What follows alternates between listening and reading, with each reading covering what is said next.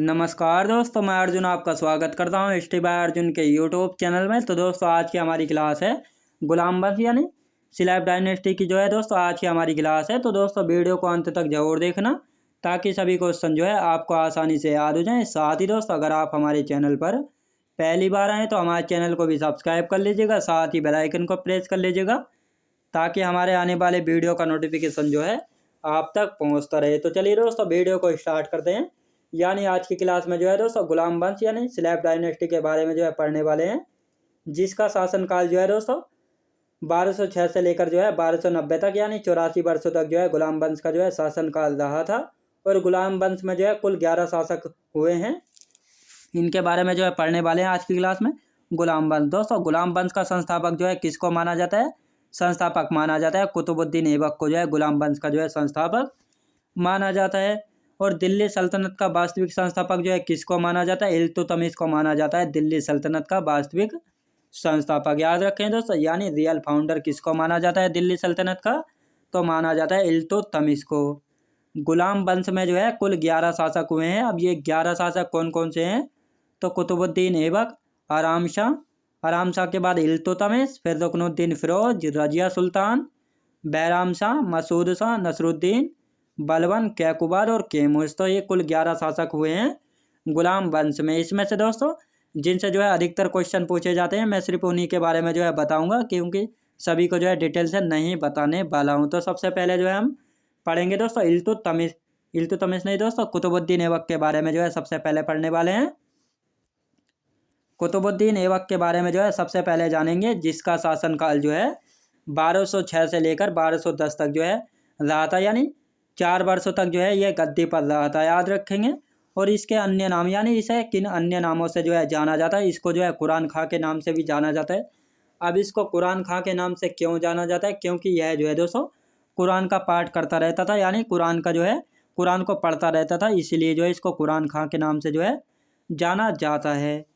Second Hatim दोस्तों, इसको जो है हातिम सेकंड भी जो है कहा जाता है। अब इसे सेकंड हातिम जो है क्यों कहा जाता है? क्योंकि यह उदार हृदय का था, इसीलिए जो है लोग इसको हातिम सेकंड के नाम से भी जो है जानते हैं। लाख बख्श के नाम से भी जानते हैं। अब लाख बख्श के नाम से क्यों जानते हैं इसको? क्योंकि यह जो है लाखों का दान जो है करता था, इसलिए जो है इसको लाख बख्श जो है कहा जाने लगा है। याद रखेंगे। अब इसके निर्माण कार्य, यानी कुतुबुद्दीन ऐबक ने जो है किन किन का जो है निर्माण कार्य जो है शुरू कराया था?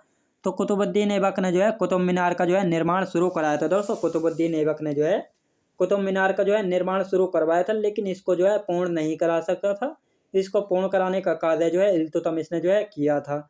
अब कुतुब मीनार का निर्माण इसने किसकी याद में कराया था? तो इसके एक गुरु थे बख्तियार काकी। तो बख्तियार काकी की याद में जो है इसने कुतुब मीनार का जो है निर्माण शुरू कराया था, लेकिन इसको जो है पूर्ण नहीं करवाया था। इसका कार्य पूर्ण कराने का काम क्या था? इल्तुतमिश ने। याद रखेंगे।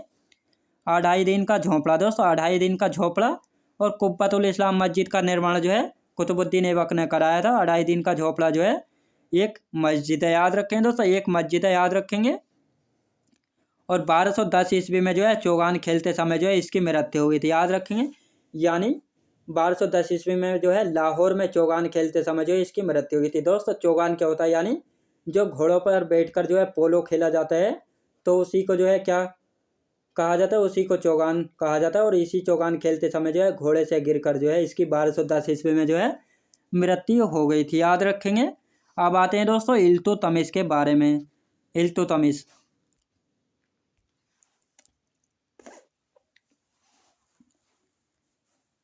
दोस्तों, इल्तुतमिश जो है कब से कब तक रहा था? इल्तुतमिश जो है यह 1211 से लेकर जो है कब से कब तक रहा था? 1236 ईस्वी तक जो है गद्दी पर रहा था। यह जो है दिल्ली सल्तनत का वास्तविक संस्थापक जो है माना जाता है। याद रखें दोस्तों, इल्तुतमिश को जो है दिल्ली सल्तनत का वास्तविक संस्थापक माना जाता है। इसे जो है गुलामों का गुलाम कहा जाता है। दोस्तों इल्तुतमिश को जो है गुलामों का गुलाम कहा जाता है। अब इसे गुलामों का गुलाम क्यों कहा जाता है? क्योंकि यह जो है दोस्तों इल्तुतमिश का गुलाम था। और इल्तुतमिश किसका गुलाम था?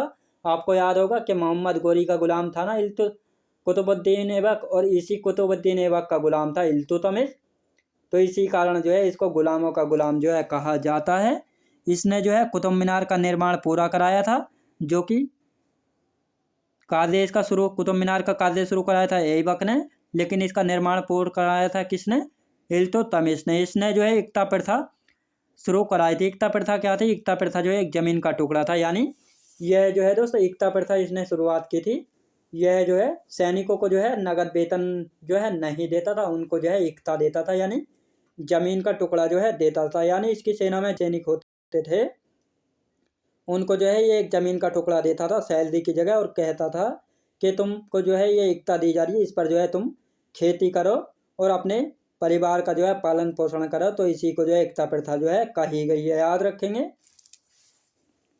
अब देखते दोस्तों, इसने जो है 2 सिक्के चलाए थे, एक चांदी का टंका होता था और एक तांबे का जीतल। तो इसने ये 2 सिक्के चलाए थे, यानी टंका और जीतल इसने चलाए थे, जिसमें से टंका जो है चांदी का होता था और जीतल जो है तांबे का जो है होता था। इसने जो है राजधानी को लाहौर से जो है दिल्ली स्थानांतरित की थी, यानी जब ऐबक जो है गद्दी पर बैठा था तो उसने जो है राजधानी किसको बनाया था? लाहौर को बनाया था। लेकिन इल्तुतमिश ने जो है राजधानी को लाहौर से स्थानांतरित करके जो है दिल्ली बनाया था, याद रखेंगे। आप देखते हैं दोस्तों रजिया सुल्तान। रजिया सुल्तान के बारे में देख लेते हैं अब। रजिया सुल्तान, रजिया सुल्तान जो है दोस्तों कब से कब तक रही? 1236 से लेकर 1240 ईस्वी तक जो है रजिया सुल्तान जो है गद्दी पर रही थी, याद रखेंगे। यह जो है मध्यकालीन भारत की जो है एकमात्र महिला शासिका थी, याद रखेंगे। यानी रजिया सुल्तान जो है मध्यकालीन भारत की जो है एकमात्र महिला शासिका थी, जो कि इल्तुतमिश की पुत्री थी। यह लाल वस्त्र पहनकर जो है दिल्ली की जनता से जो है इसने न्याय मांगा था और अपने भाई रुकनुद्दीन फिरोज का शासन गिराकर जो है स्वयं गद्दी पर जो है बैठी थी। इसने तुर्क चहलगानी एवं बहराम शाह ने मिलकर जो है हरियाणा में जो है रजिया सुल्तान और वह अल्तुनिया की जो है डाकुओं से जो है हत्या करवा दी थी, याद रखेंगे। यानी तुर्क चहलगानी एवं बहराम शाह ने मिलकर जो है हरियाणा में रजिया सुल्तान व अल्तुनिया की जो है डाकुओं से जो है हत्या करवा दी थी, याद रखेंगे। अब आते हैं दोस्तों बलबन। बलबन आता है अब। बलबन कब से कब तक रहा था दोस्तों? बलबन जो है 1266 से लेकर 1287 तक जो है गद्दी पर रहा था। वास्तविक नाम क्या है दोस्तों? बलबन का वास्तविक नाम था बहाउद्दीन। क्या था दोस्तों? बहाउद्दीन जो है बलबन का वास्तविक नाम था। इसने जो है लो एवं रक्त नीति अपनाई थी मेवातियों के खिलाफ। सफलता का इसका कारण क्या था दोस्तों? बलबन का सफलता का कारण क्या था? बलबन का सफलता का कारण था गुप्तचर विभाग, जो कि इसने गुप्तचर विभाग की जो है की शुरुआत जो है की थी। अब गुप्तचर विभाग इसने क्यों बनवाया था? क्योंकि इसने इसलिए बनवाया था कि इसने पता लगा सके कि कोई बलबन के खिलाफ जो है कोई साजिश या षड्यंत्र जो है नहीं रच रहा है, तो इसी के लिए जो है गुप्तचर विभाग जो है इसने बनवाया था, और यही जो है इसकी सफलता का कारण बना। इसने जो है तुर्क चहलगानी का अंत किया दोस्तों। इसने जो है तुर्क चहलगानी का अंत किया और सिजदा व पाबौस प्रथा व नौरोज जो है नौरोज त्योहार जो है इसने शुरू करा, याद रखें दोस्तों। इसने जो है सिजदा पाबौस व नौरोज या नवरोज त्योहार जो है इसने शुरू कराए थे। अंतिम शासक कौन हुआ दोस्तों? गुलाम वंश का जो है अंतिम शासक हुआ था कैमूर्स, याद रखेंगे दोस्तों। कौन हुआ था? कैमूर्स जो है हुआ था। तो गुलाम वंश का जो है अंतिम शासक था कैमूर्स। अब आते हैं दोस्तों खिलजी वंश के बारे में।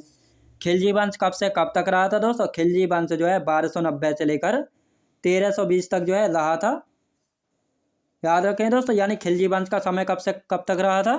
तो 1290 से लेकर 1320 ईस्वी तक जो है खिलजी वंश का समय जो है रहा था। संस्थापक कौन थे खिलजी वंश के? संस्थापक थे जलालुद्दीन खिलजी थे, जो कि दिल्ली सल्तनत का सबसे वृद्ध शासक था दोस्तों। जलालुद्दीन खिलजी जो है दिल्ली सल्तनत का जो है सबसे वृद्ध शासक था, यानी 75 वर्ष की उम्र में जो है गद्दी पर जो है बैठा था। कहा जाता है दोस्तों इसने जो है गद्दी पर बने रहने के लिए जो है अपने विद्रोहियों से भी जो है दोस्तों हाथ मिलाने का जो है प्रयास किया था गद्दी पर बने रहने के लिए, लेकिन इसका भतीजा अलाउद्दीन खिलजी जो है इसको धोखे से मरवा कर जो है स्वयं गद्दी पर जो है बैठ जाता है, याद रखेंगे। अब आते हैं दोस्तों अलाउद्दीन खिलजी, जो कि 1296 से लेकर 1316 ईस्वी तक जो है रहता है। अलाउद्दीन खिलजी, याद रखेंगे अलाउद्दीन खिलजी रहता है। इसने जो है बाजार नियंत्रण प्रणाली लागू की दोस्तों। बाजार नियंत्रण प्रणाली किसने लागू की थी? अलाउद्दीन खिलजी ने लागू की थी। इसमें क्या होता था दोस्तों? बाजार में जो है अलाउद्दीन खिलजी के समय जो है बहुत ही ज़्यादा जो है धांधलेबाजी चलती थी और जनता को जो है बहुत ही ज़्यादा सामान जो है कम देते थे। इसने एक नियम लागू किया कि अगर बाजार में कोई भी किसी को सामान कम तोल कर देता है तो उसके शरीर से जो है इतना ही मांस जो है काट लिया जाएगा। तो इस प्रकार जो है इसने बाजार नियंत्रण प्रणाली जो है लागू की थी। इसके समय जो है 6 बार मंगोलों ने जो है आक्रमण किया था। इसने सैनिकों का हुलिया एवं घोड़ों को दागने की प्रथा जो है शुरू की।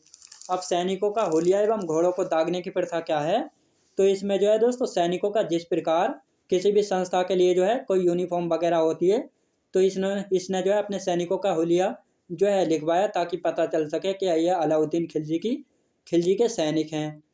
और घोड़ों को दागने से क्या मतलब है, घोड़ों को दागने से ये मतलब है कि इसके जो सैनिक है वह जो है घोड़ों से क्या करते, घोड़ों से जो है सवारियों को ढोने का काम जो है करते थे। लेकिन इसने जो है घोड़ों को दागने की प्रथा शुरू कर दी कि जो घोड़ा दागा हुआ है उसको अगर सवारी में चलते हुए देख लिया तो उसको जो है सजाए मौत। जो इसलिए जो है इसने घोड़ों को दागने की प्रथा जो है शुरू की ताकि पता चल सके कि कौन सा घोड़ा जो है युद्ध के लिए और कौन सा घोड़ा जो है सवारी ढोने के लिए है।